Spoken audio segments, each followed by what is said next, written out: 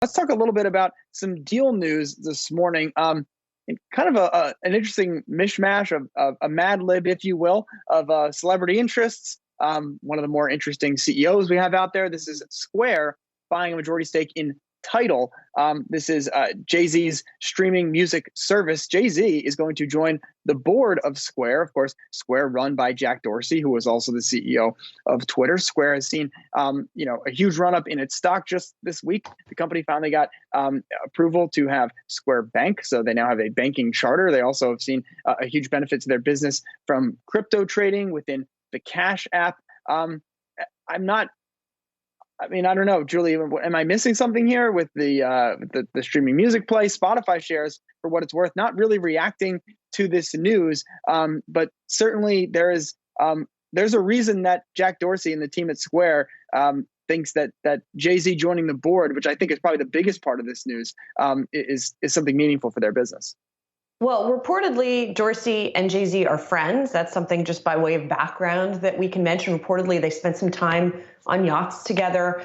Presumably, one of the things they talked about was this deal. But yes, Tidal is a bit confusing here, right? We don't know. I don't believe we know how many users Tidal has. It is billed as a streaming service that is more geared towards the artists in terms of compensating the artists in what they say is a more fair way. And this is something that Dorsey talks about in the release. He said it comes down to one simple idea: finding new ways for artists to support their work. Tidal, the company says, is going to operate independently. We should mention SoundCloud recently came out with a new way to compensate artists on its platform as well, that it says is going to be more equitable. So this is something that the streaming music platforms are talking about.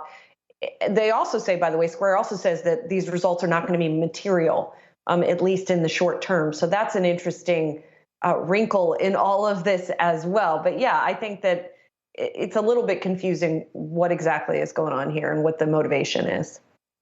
I'll just echo that. I think this is a bizarre deal. And essentially, Jack Dorsey paid $297 million to get Jay-Z on his board to help promote Square. I mean, that is the reality of what you're looking here. Nothing against Tidal. It's a credible platform, cool music platform. It's great. But at the end of the day, you don't see PayPal in a bidding war for Tidal. Now, PayPal obviously competes with Square. I don't think PayPal would even think about buying a Tidal. So again, this is something clear that Jack Dorsey has cooked up for whatever reason. Only he knows. Hey, Jack Dorsey does his thing. It has worked extremely well for Square shareholders. It's working better for Twitter shareholders now. So we'll see how that plays out. Let's talk about a couple of trending tickers here on Yahoo Finance this morning. And the meme trade, the Wall Street bets trade, the short squeeze trade, however you want to characterize that, continues once again. Tangier Outlets ticker is SKT. Brian Sozzi, maybe you have the background on why that is the ticker for Tangier Outlets. Stock is higher. It was ripping higher in the pre-market, up about 25%. And this one, now it's up about 7%, but this one Saz pretty much pegged to a short squeeze. Tangier stock got caught up in the original GameStop squeeze back at the end of January. Not its first rodeo here with this latest market moment, but I guess this is now what passes for news these days. Yeah, no, this one also befuddles me too, and I think they should change your stock symbol to OLT, outlet, because that makes a lot more sense than SKT. But this is another stock that we've seen throughout this whole Reddit mania. That is, it's a consumer name. It's easy to understand. And I think that's why you're seeing a lot of folks come up here and buy or show interest in a company like this. And also, too, we've talked about reopening trades. What better reopening trade than an outlet center? I mean, clearly people are going to need new clothes. Right, Julie?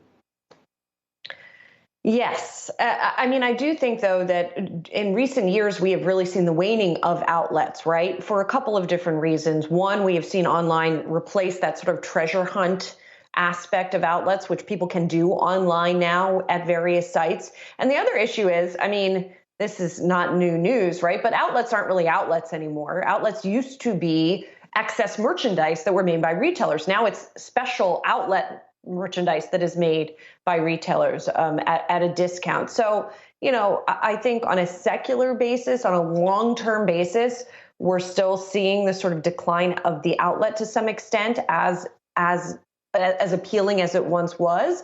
But sure, if people are going out to shop, why not there? Or maybe we go with the barbell approach where you're either buying an exclusive Supreme drop that there's only 100 of, or you got to go to the outlet store to get your soft pants to make it through the work